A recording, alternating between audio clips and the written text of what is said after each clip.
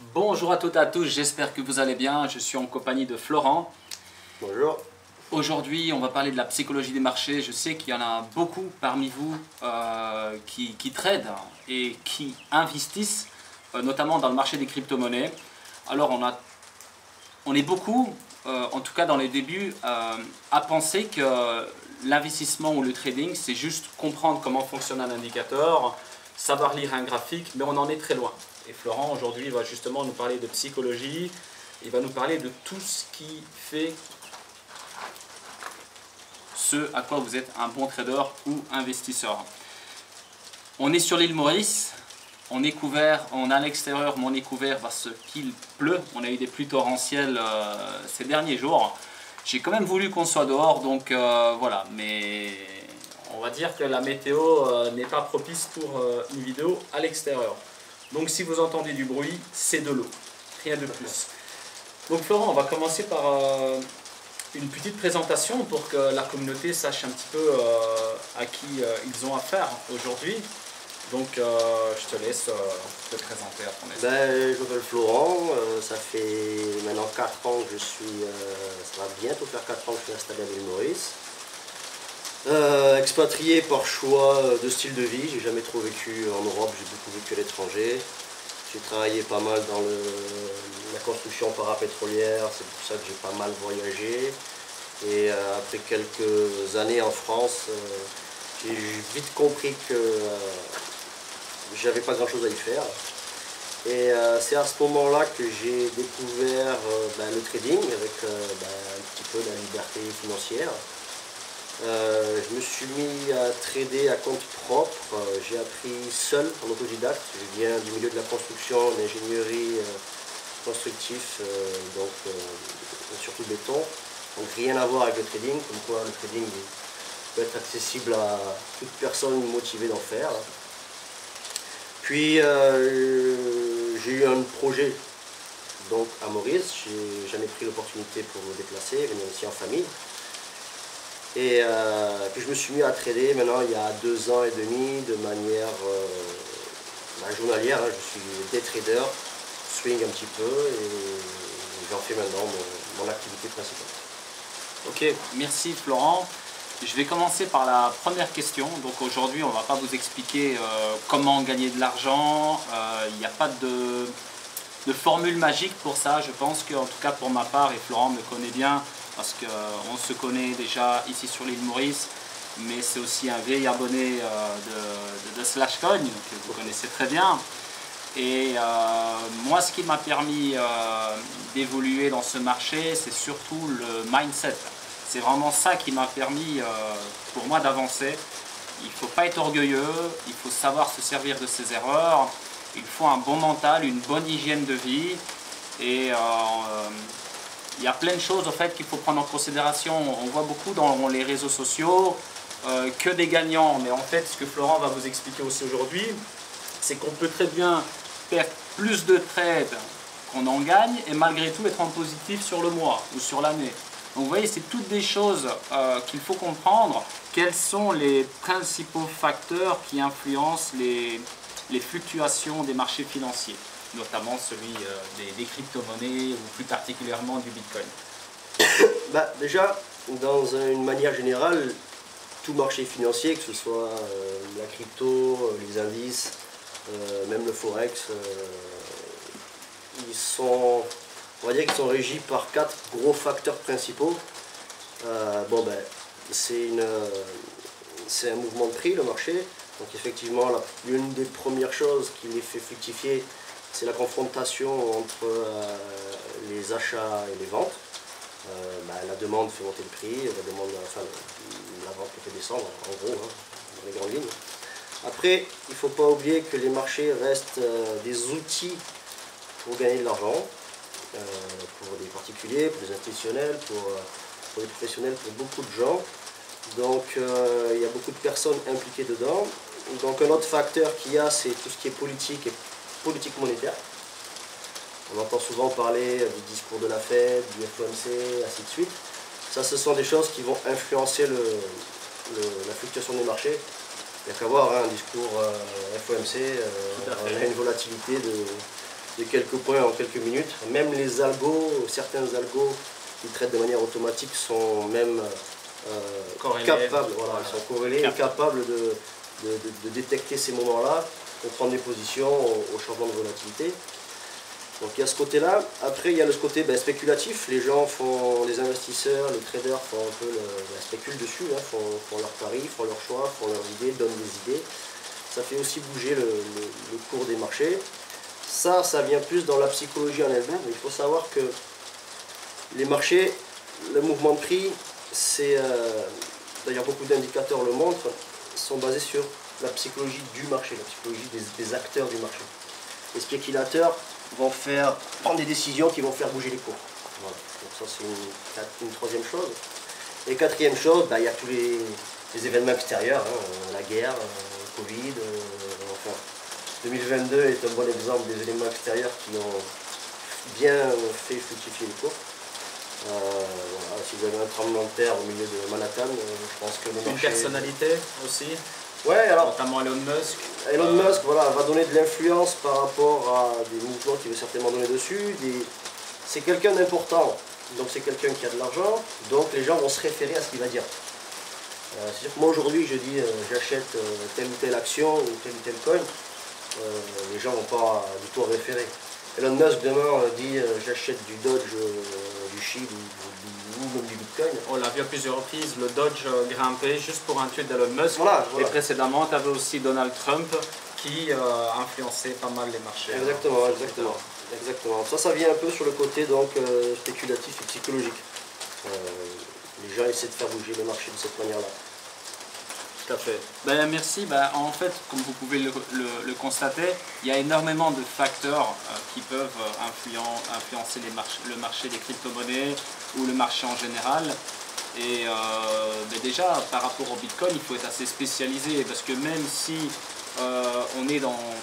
On va dire qu'on peut partir du même principe que ça fonctionne comme dans les marchés financiers classiques, il y a quand même quelques détails qui sont vraiment propres au Bitcoin pour comprendre voilà, à quel moment ça peut bouger, qu'est-ce qui est favorable, qu'est-ce qui n'est pas favorable. Il y a aussi le minage qui est quand même particulier. Je pense notamment à la division qui a lieu, si je me trompe, que je ne dise pas de bêtises, en 2025, la prochaine. Le halving. Le halving. 2024. J'ai rien dit, les mineurs. À vérifier. C'est quand c'est pour dans 6-9 mois que j'ai la date précise. Là, je ne regarde pas trop à ça, mais le halving, notamment, peut aussi influencer. Pas directement, il y a souvent des latences. J'en ai déjà parlé sur ma chaîne YouTube. Ça peut être pricé un peu avant ou après, enfin, ça dépend. Mais dans tous les cas, cette année-là est assez particulière. J'enchaîne avec la deuxième question. Comment gérer efficacement son risque lors de la négociation sur les marchés financiers? Alors, le risque, gérer son risque, c'est quand on est investisseur, on va le gérer d'une manière, quand on est trader, on va le gérer d'une autre manière. Déjà, il faut commencer par se connaître. C'est facile de toujours dire, il faut mesurer son risque et le gérer. Il faut déjà se connaître. Quel est votre profil? Quel est votre profil? Si c'est un profil d'investisseur, si c'est un profil de trader, si c'est un profil de gambler, hein, sans critiquer. Mais bon, il y en a, ils mettent pas beaucoup d'argent, c'est presque une distraction. Il y a ça, ça peut les amuser, et comme certains vont au casino, d'autres vont s'amuser sur un marché et ils s'assument. Dimanche. Voilà, et ils s'assument totalement. C'est pas pour ça qu'ils gagnent de l'argent ou qu'ils en perdent plus que les autres. Mais c'est un profil. Voilà. Le risque, pour moi, il faut avant tout, il faut bien se connaître, bien se définir.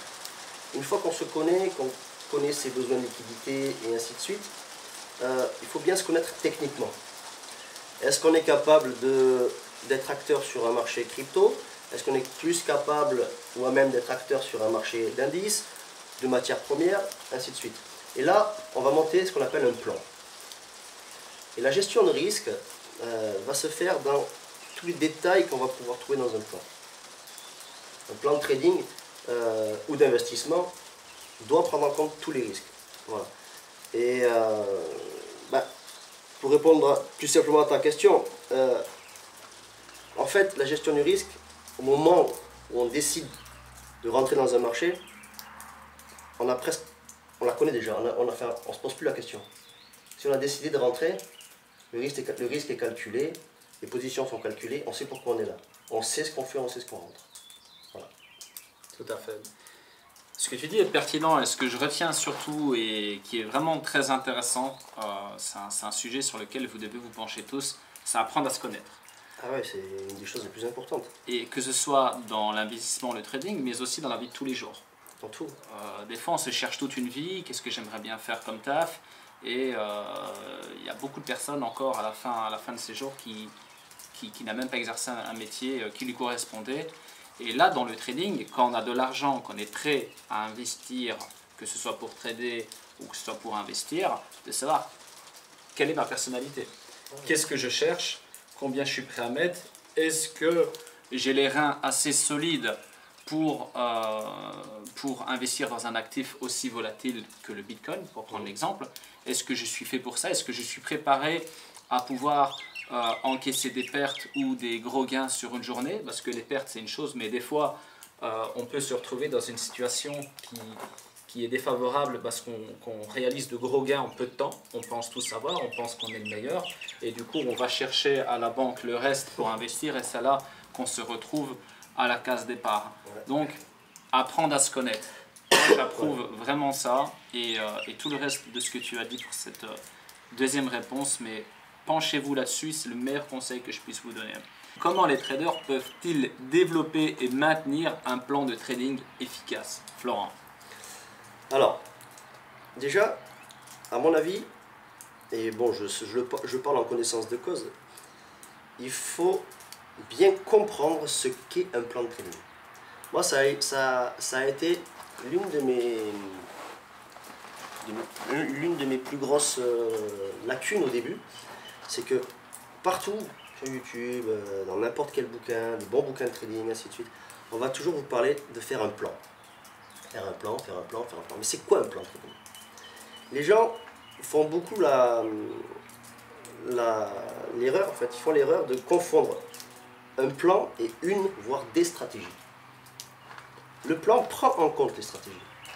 Un plan de trading, pour commencer à le développer, je vais me répéter à l'une des questions précédentes, on va commencer par dire qui on est, pourquoi on est là, qu'est-ce qu'on a besoin, c'est-à-dire est-ce qu'on a besoin d'investir, est-ce qu'on a besoin de gagner de l'argent de manière mensuelle, annuelle, est-ce qu'on a besoin de changer de vie, de changer de métier pour trader, est-ce qu'on a besoin de se faire connaître pour travailler pour un fonds, une grande banque, quelque chose. Voilà. Le plan trading commence là. Est-ce qu'il faut remplir le frigo, payer les factures, la retraite? Exactement, c'est ça? exactement. Ça peut aller de est-ce que je vais faire vivre ma famille avec à, Tout à fait. est-ce que c'est juste pour mettre de l'argent de côté et m'acheter, je sais pas moi, une Lotus dans 6 mois, ou dans 6 ans, j'en sais rien. Le truc, il n'est pas là. Mais il faut le savoir tout ça. Et ça, c'est déjà la base du plan. Les gens ont tendance à faire l'erreur de chercher des stratégies, de partir de ces stratégies et d'en créer un plan autour, en disant ma stratégie marche, donc je vais la faire fonctionner comme ça, ainsi de suite. Non. Le plan de trading commence par ça, on se connaît.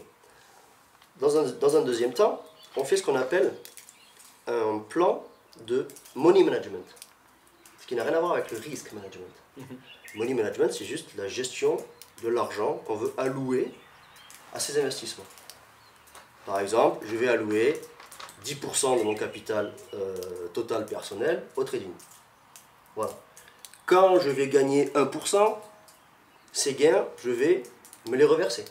Ou je vais les investir dans ma compagnie. Ou je vais les mettre dans un compte pour payer les études à mon fils. J'en sais rien. Donc ça, c'est la deuxième chose sur un plan de trading. Pour avoir un plan de trading efficace, il faut créer un vrai money management. Comment gérer l'argent qu'on va perdre et qu'on va gagner. Voilà.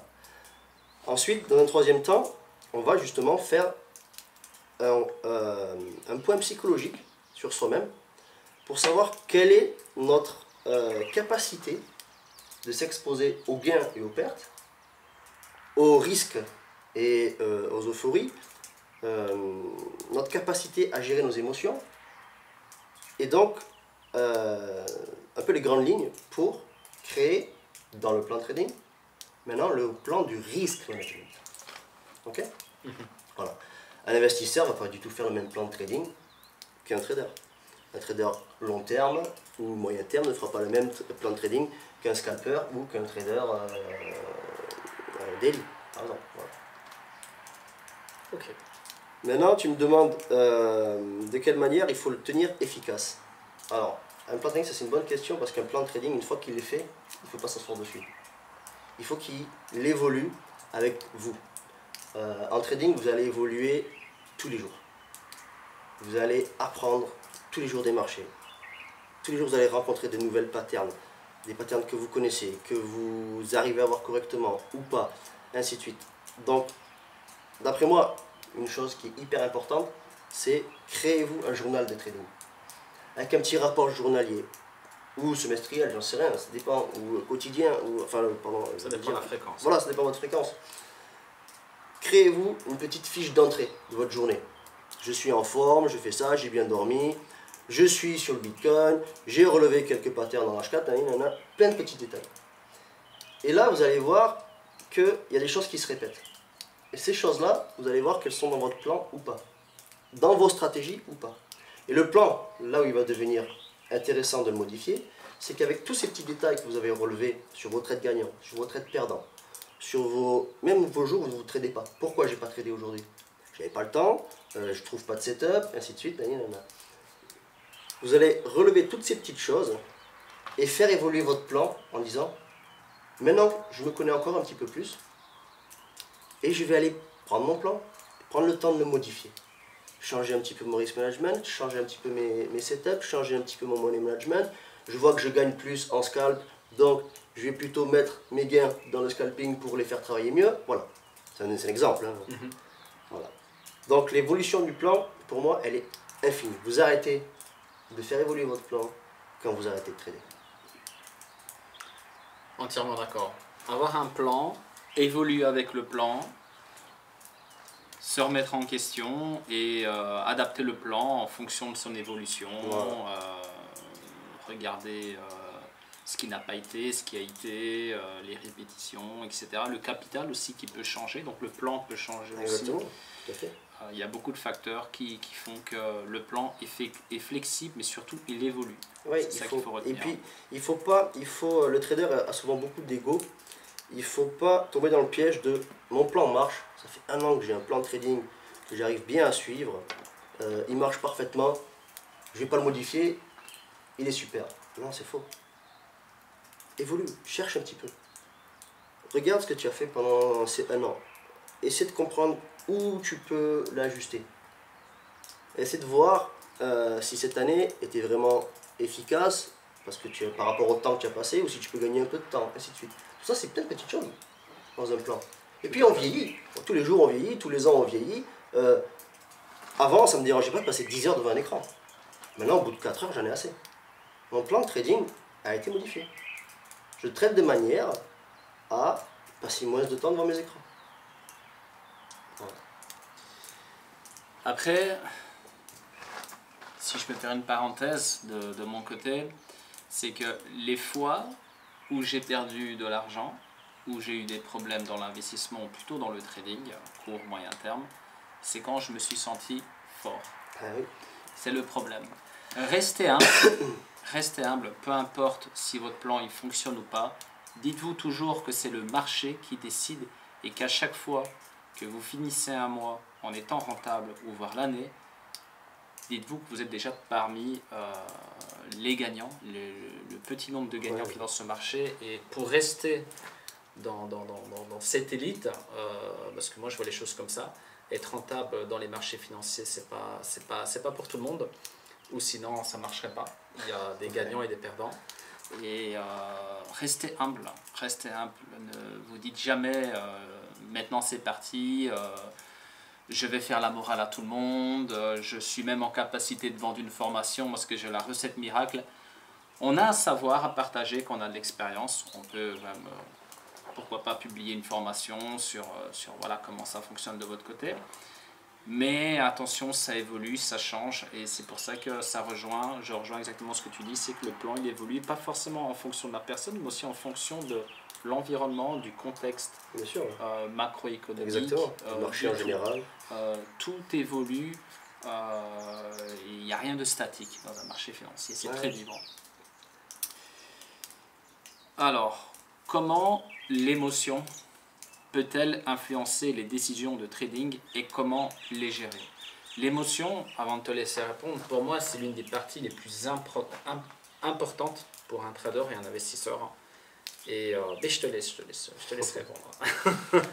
J'ai envie de répondre. Vas-y, tu vas m'aider parce que c'est pas une question facile. Allez, je t'en prie. L'émotion. Alors l'émotion chez l'être humain, elle est présente absolument partout et tout le temps. Là, j'ai une émotion devant vous à discuter, une émotion de plaisir, pas de plaisir, stress, non stress, crainte, peur. Il y a plein d'émotions. Il faut savoir que le cerveau crée le cerveau et le corps crée des substances chimiques qui changent nos comportements et notre fonctionnement du cerveau suivant l'émotion qu'on a. Alors je ne vais pas vous faire la liste parce que Eden déjà je ne la connais pas. Mais bon, il y a des choses qu'on connaît, que tout le monde connaît, comme la création d'adrénaline quand on fait un sport un peu stressant, l'endorphine, voilà, et l'endorphine, ainsi de suite. Les marchés procurent toutes ces émotions pour les bons et les mauvais traders. Pour les bons traders, l'émotion c'est presque la chose. Les gars, ils ont appris à l'école l'analyse technique. Ils sont forts, ils ont de la bouteille, ils ont de l'expérience sur le marché, ils connaissent bien leur marché.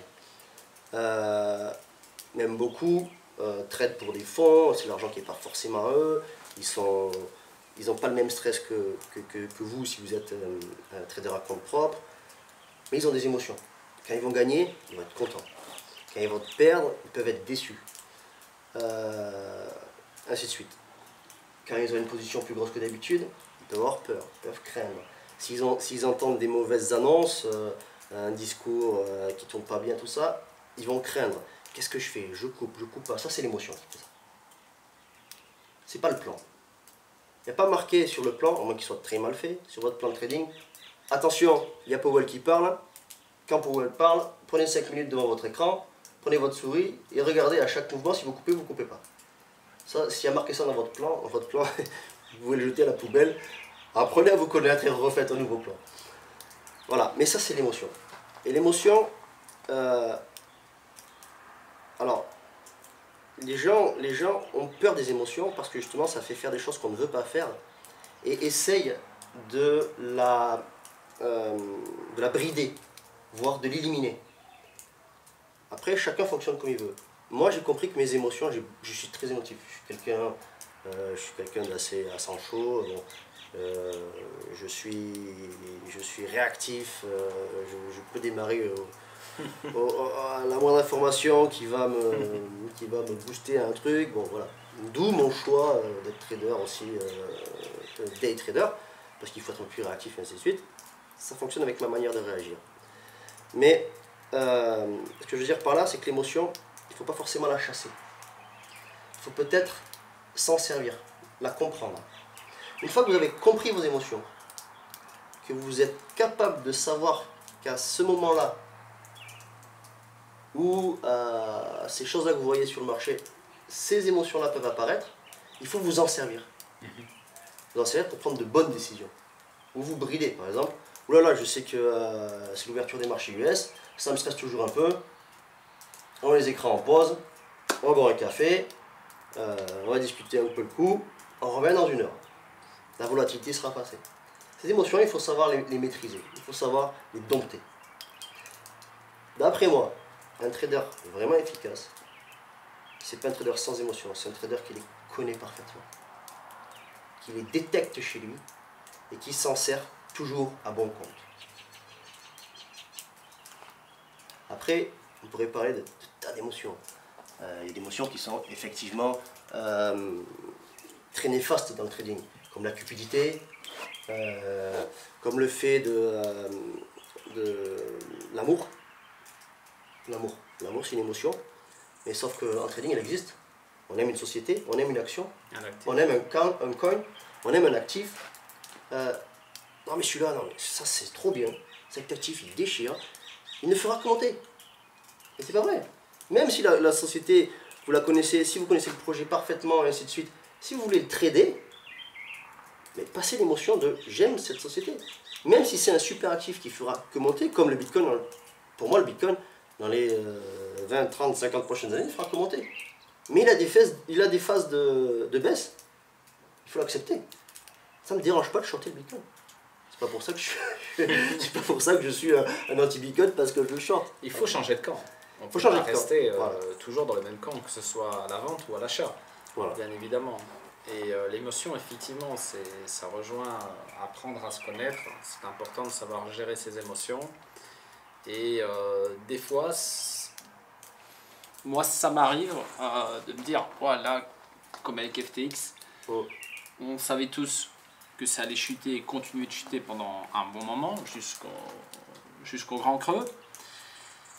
Et il y a des moments comme ça, voilà, vaut mieux prendre du recul, 2-3 heures, voire même 24 heures, le temps de comprendre ce qui se passe, de vérifier le tout, et ensuite y aller posément.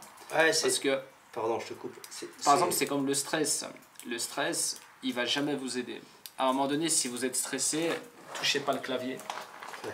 Et vous le touchez au moment où vous avez la maîtrise de vous-même. Là, vous pouvez toucher le clavier. Si vous êtes stressé, si vous êtes pressé, il faut toucher à rien. C'est de l'argent. C'est de l'argent. C'est important pour vous, pour votre famille. Et il faut toujours savoir ce qu'on fait. C'est important de maîtriser parfaitement ses émotions et le stress. Je t'ai coupé, Florent. Tu disais. Non, je voulais revenir sur le fait que tu disais qu'il faut savoir sortir des marchés. Ça aussi, c'est un très bon point parce que c'est très important. Les gens ont toujours, souvent, surtout les débutants, ils disent il faut investir aujourd'hui parce que ça va monter et je loupe le train. Bon, déjà, là, ça, c'est les parfaits créateurs de FOMO. La FOMO, tout le monde la connaît. Ça fait partie de. Enfin, c'est une réaction qu'on a face à nos émotions. Mais demain, le marché sera là quand même. Le marché, il n'est pas contre toi, il n'est pas contre vous. Il n'est pas non plus avec vous. S'il y a une opportunité aujourd'hui, vous n'êtes pas là, parce que vous êtes en stress, parce que vous avez des problèmes familiaux, parce que vous êtes malade, le marché va faire son mouvement quand même. C'est pas grave si vous l'avez loupé. Prenez-le demain, il y en aura un autre, ou après-demain, ou dans une semaine. Et si vous êtes trader plus long terme, ben, vous avez loupé un cycle. Adaptez votre plan pour prendre le cycle en cours, ou laissez tomber, faites autre chose. Attendez le prochain cycle, qui sera baissier ou haussier. Attendez le prochain cycle. Attendez les prochains indicatifs. C'est... Voilà. Il faut pas courir après le marché. Le marché n'attend pas après vous, mais vous ne devez pas attendre après lui. Ça, c'est des émotions qu'il faut contrôler. Les gens ont souvent peur de dire... Ouais, là, depuis que le Bitcoin est passé de 16 à maintenant 23, je crois, on est dans ces eaux-là, combien j'entends de personnes autour de moi qui disent « Oh là là, je suis pas rentré... Mais pourquoi t'es pas rentré? Si t'es pas rentré à 16, parce que tu avais une raison de ne pas rentrer. Maintenant, tu es déçu de ne pas être rentré à 16, c'est à 23, tu es déçu de ne pas y être. Et pourquoi t'es pas rentré à 16? On y était à 16, puis on a passé un moment en plus. Ouais, mais là, ça revient à 16, je vais rentrer. Non. Non, quand ça reviendra à 16, t'attendras 13. C'est ça, et puis le marché va pas tout le temps te laisser des chances. Quand le Bitcoin est descendu de 20 à 3002, ouais. En décembre 2018, quand il est passé, je dis pas que c'est fini, on redescendra plus sous les 20, pourquoi pas, mais c'est pas, je veux pas donner un sentiment de corrélation entre la situation actuelle et le bottom de 2018. Mais en 2018, quand il était monté à 4, 4,5, qu'il a rejoint le support qu'on a travaillé pendant un an, en l'occurrence 6005, personne n'a voulu rentrer à 6000,5. Parce que tout le monde attendait, ouais, mais il va redescendre à 3002. Ouais. À 3002, il y avait une traversée du désert. On avait eu le temps là aussi d'en acheter. Ah, mais c'est sûr. On avait eu largement le temps, ça avait consolidé, puis on a pété toutes les résistances. Et on n'a plus jamais revu un Bitcoin à 3002. Et puis de 6000,5, il est monté jusqu'à. Il a fait x10, même un peu plus que x10. Et souviens-toi même, au moment où on est arrivé dans les 70 presque, on a corrigé. À 50, On a dit, on rentre, il faut rentrer parce qu'on va se retourner, c'est une correction. Puis on arrive à 30. Ah ben il faut rentrer. Les gens sont rentrés. Beaucoup sont rentrés à 50, beaucoup sont rentrés à 30. On va pas retourner, on va pas aller plus bas. Pourquoi ben là aujourd'hui on a 15. Enfin, maintenant 23, on est remonté. C'est ça. C'est comme ceux aujourd'hui voilà, qui sont pressés de rentrer parce qu'ils ont loupé 16. Bah oui, peut-être ça va monter, mais peut-être que ça va redescendre. Donc il faut un plan d'investissement. Si c'est un investissement. Dans tous les cas, il faut un plan. Et ça, c'est un parfait exemple de la gestion des émotions. Les gens sont énervés. Qu'est-ce que ça va amener? Ça va amener que à la prochaine correction, soit elle va être très violente, et là ils vont repartir dans la peur du retour à 8000, 10 000, 3000, 1000, j'en sais rien. Soit ils vont dire, dès que ça corrige un peu, on rentre. Ils vont se précipiter. Même s'ils rentrent bien, à partir du moment où on rentre précipité, c'est pas une bonne entrée. On a un plan, on le suit, on est sûr de ce qu'on fait. Rentrer précipité, même si l'entrée effectivement est bonne parce qu'on a la chance derrière, ça s'appelle un coup de bol. C'est ça. Et si vous voulez être bon de manière long terme en trading, il ne faut pas de coup de bol. Les coups de bol, justement, pour moi, sur mes journaux quotidiens, dès que j'ai de la chance, je le note. Mauvais trade. Qu'il soit gagnant ou... c'est un mauvais trade. Mauvais trade, effectivement. J'ai des trades perdants que je suis très fier d'avoir fait. Parce que j'ai pris mon entrée impeccable, avec mon setup en or, qui a été stoppé, pile où c'était prévu. Je sais exactement ce que j'ai perdu. C'est prévu, c'est comme ça. Mon trade était bon. Je peux pas être bon tous les jours. De soi, voilà. C'est ça, c'est une maîtrise de moi. Enfin, il est perdant, tu peux pas gagner à tous les coups, voilà. Mais tu sais ce qui s'est passé. Voilà, ça me dérange pas. J'ai prévu de perdre comme j'ai prévu de gagner. Et ça aussi, c'est une gestion d'émotion. Je dis pas que ça m'amuse de perdre, hein. Pas du tout. Hein. Entre parenthèses, j'ai un risque ratio, moi, enfin j'ai un win rate, moi, qui est négatif. Je perds plus de trades que j'en gagne. Mais tu es rentable. Mais je suis rentable. Parce que je gère ma psychologie, qu'à partir du moment où je vois que le trade peut me payer, je me bats pour qu'il m'en donne un maximum. Voilà. Ça, là, ça vient dans ma stratégie. C'est bon, une stratégie comme une autre. Aller chercher les opportunités. Je vais chercher les opportunités qui me conviennent et j'essaie d'en tirer toujours un maximum. Quand j'ai une éponge dans la main, je les sors pas juste un coup pour essuyer la table, je les sors à fond. Quand il n'y a vraiment plus d'eau, c'est que l'éponge, elle est prête, quoi. Voilà. Pour rebondir sur le Bitcoin, quand un actif descend comme le Bitcoin, on a cette sensation de mort, que l'actif il est mort, que c'est fini.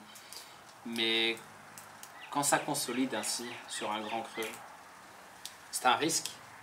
Mais si vous achetez un investisseur, en tout cas dans le cas d'un investisseur, on n'achète pas en une fois, on a un plan d'investissement, donc on achète en plusieurs fois et on définit un prix moyen. J'ai acheté du Bitcoin à 1000, à 10 000, à 150 000, à 18 000 et on définit un prix moyen et c'est ce prix moyen-là qui compte pour un investisseur. Ouais. Et du coup, ce qu'on voit en tout cas sur les réseaux sociaux, c'est qu'il y a énormément d'achats et de volume quand on est sur de grosses résistances, mais à l'inverse, quand on est sur des supports en béton, on a les institutions qui rentrent, les market makers, et sur les réseaux sociaux, on ne voit plus de cosmonautes, on ne voit plus rien du tout. On attend que ce soit encore plus bas. Et puis voilà, c'est là tout le problème. C'est qu'en fait, il y en a beaucoup, ils veulent tout investir sur un prix. Ouais. Et je pense que ça, c'est un problème récurrent dans les réseaux sociaux. Au lieu d'étaler ça, mais j'achète à 16. C'est pas grave, il tombe à 10, ça me fait ni chaud ni froid, j'en achète aussi un peu à 10. Et si de 16 il est passé à 30, j'en achète encore un peu à 30 parce qu'on a des confirmations de hausse. Oui, voilà. Là, on en vient quand même plus à parler d'une stratégie. Moi, je te contredirais parce que moi, ma stratégie, c'est pas ça. Moi, j'achète à fond et je vends tout. Mais ça fait partie de mon profil, je suis plus trader. Court, voilà. Trader. Moi, je parlais investisseur. Même sur mes swings, on va dire plus moyen terme, j'ai beaucoup de mal avec le DCA, mais par contre, là où je te rejoins totalement, c'est que on a des points clés sur un graphique. Il y a des points clés, et là, c'est là où le trader ou même l'investisseur est censé être... Enfin, il a des performances sur son actif, sur l'actif sur qui travaille. Il sait ce qu'il fait, il le connaît,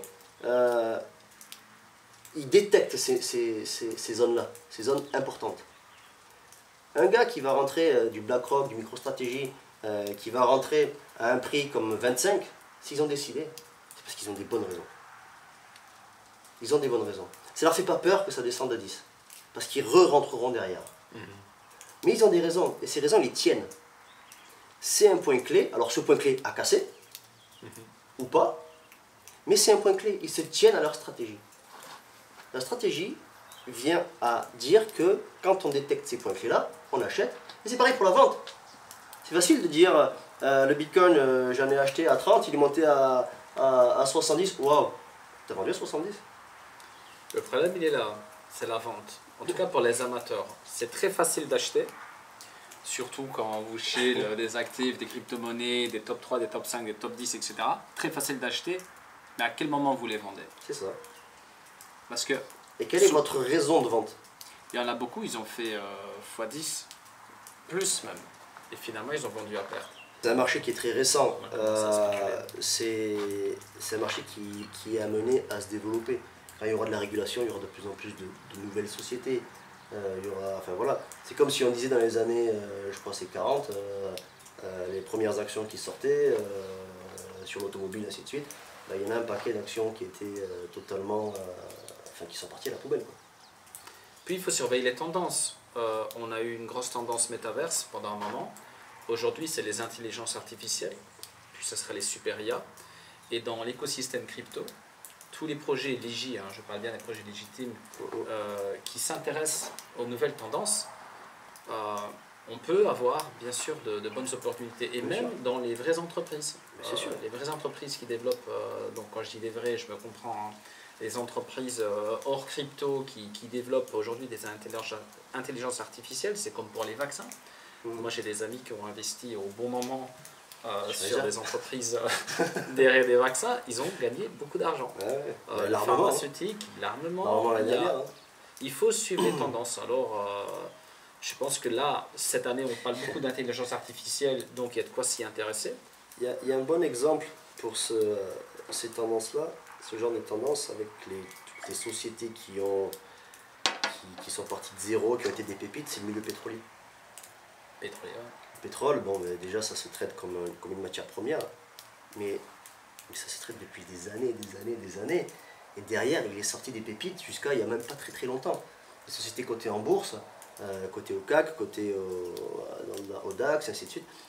Mais il y a eu des sociétés qui partaient de rien, qui se sont retrouvées cotées en bourse, qui ont fait des fois 100. Il n'y a pas que dans le marché des Pourtant, le pétrole, il fera plus jamais fois 100. Enfin, plus jamais, j'en sais rien, on verra. Mais ouais.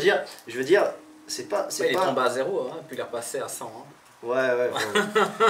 Il n'est pas vraiment tombé à 0. On connaît le truc. Ouais, enfin, ce que je veux dire par là, c'est qu'effectivement, courez pas après un coin que vous aimez. Là aussi, on en vient à l'émotion, on en vient à la gestion psychologique du trader ou de l'investisseur. Courez pas après un coin que vous aimez ou qui vous a fait gagner. Il vous fera plus gagner. Tournez la page, allez voir ailleurs. Le citron est pressé. Voilà, le citron est pressé. Et même s'il y en a d'autres qui vont le presser mieux que vous, eh bien, ils sont meilleurs. Allez trouver quelque chose pour allez vous. Chercher un autre citron. Voilà, allez chercher un autre citron. Peut-être mettez-vous pamplemousse, je sais rien. Ah mais dis donc, je parle moins que toi et je bois plus que toi. Tu sais pourquoi? Je t'ai mis de la vodka dedans. Non, c'est ça. Non, je rigole. Bon allez, je vais enchaîner avec l'une des dernières questions. Le mindset. Quel est le bon mindset? Après, on a abordé un peu de tout et c'est ce que je voulais, c'est qu'on soit naturel et qu'on ne soit pas strict par rapport aux questions. Mais le mindset, il a une importance pour un trader ou un investisseur. Pour toi, c'est quoi un bon mindset? Le mindset, c'est quelqu'un de positif. Mais là, ça ne s'affilie pas qu'au trading. Quand on a un bon mindset, on est positif dans la vie, avec sa femme, ses enfants, ses amis, son entourage. Déjà, c'est un bon début pour avoir un bon mindset pour le trading. Après, il faut rester gagnant. il faut être un gagnant. Même quand on perd, il faut se dire, c'est pas grave, j'ai perdu. Je suis là pour gagner. Il faut être un gagnant, positif, quelqu'un de curieux, et quelqu'un qui cherche toujours à s'améliorer. Comment gérer les pertes, ou plutôt les erreurs en trading? Là, imaginons tu arrives sur le marché avec un capital de 100K, Ouais. tu te retrouves à un moment donné avec 60K. Mhm. Comment tu gères ça? Qu'est-ce que tu pourrais, et j'imagine que dans la communauté, voilà, que ce soit 100 ou 10 000 ou 1000 dollars, peu importe, c'est un exemple. Comment gérer ça? Il faut stopper, il faut passer au levier, il faut arrêter, investir, il faut... Qu'est-ce que tu peux leur conseiller à ces personnes-là qui ont connu ou qui connaissent en ce moment? Mais je vais me répéter une fois de plus. Comparez déjà votre perte par rapport à votre plan. Est-ce qu'elle correspond à ce que dans votre plan vous auriez prévu de perdre ou pas? Si oui, qu'est-ce qu'il y a dans votre plan? Donc c'est un peu votre drawdown. Comment vous allez gérer votre risque? Est-ce que vous diminuez votre risque? Est-ce que vous diminuez votre fréquence de trading pour chercher des trades de meilleure qualité sur lesquels vous allez augmenter votre risque pour vous refaire, c'est pas moi qu'il faut dire, pour recommencer à gagner et repartir dans le mood gagnant. Avant de prendre une décision hâtive, faites une pause et aussi regardez pourquoi vous avez fait ces erreurs, pourquoi vous êtes laissé emporter aussi bas, que vous n'avez pas prévu de perdre cet argent, et pourquoi ça vous dérange d'avoir perdu cet argent. C'est que vous en avez besoin, c'est que cette somme-là est importante à vos yeux, voilà. On revient un peu dans la même chose.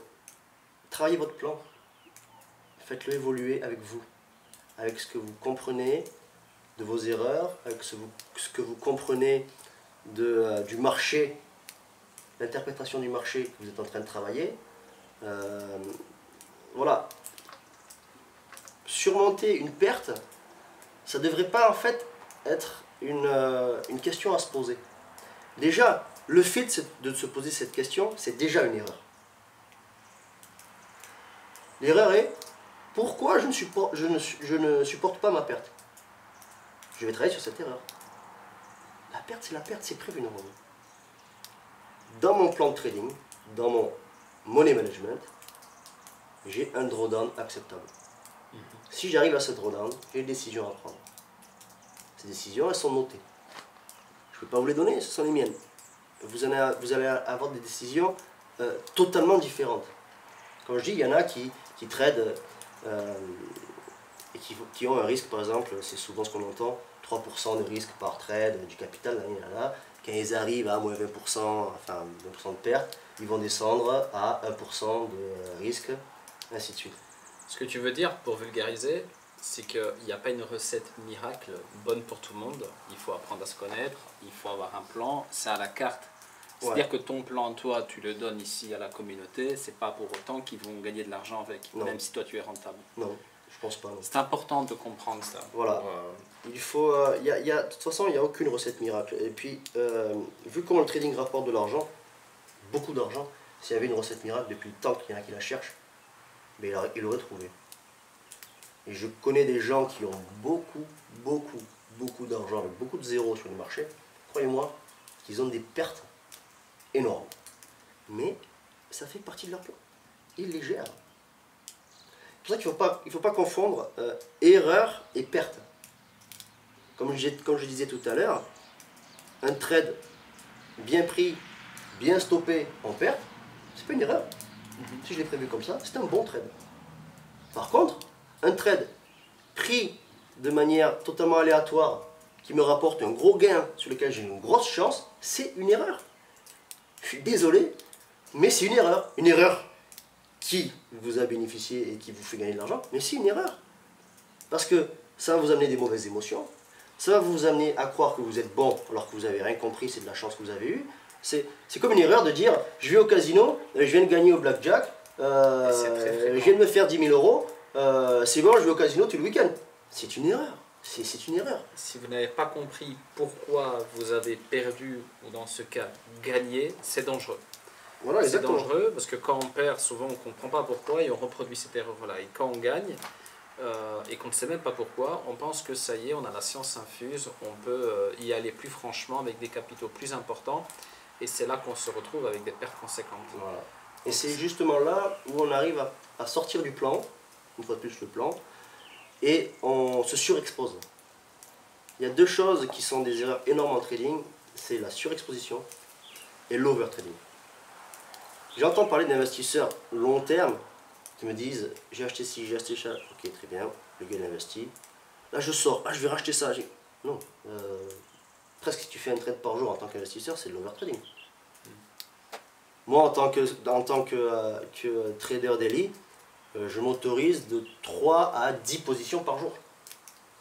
Et encore 10 c'est beaucoup. J'essaie de traîner dans les 5-6, ça me va très bien. Parce que déjà il faut le gérer, il faut avoir le temps, il faut y être. C'est de l'argent gelé. Hein. Bah oui, c'est de l'argent gelé aussi. Mais voilà, l'overtrading, ça c'est une erreur à laquelle faire très attention. Et ça, c'est de la psychologie de marché. Merci Florent. C'était un plaisir, merci à toi de m'avoir reçu. Très agréable. C'est avec plaisir. Toujours sympa de discuter. Je pense que vous verrez à nouveau Florent, certainement. Et puis retenez bien le plan, apprendre à se connaître, rester humble, c'est que des bons conseils. À la prochaine. Merci encore Florent. Merci, au revoir.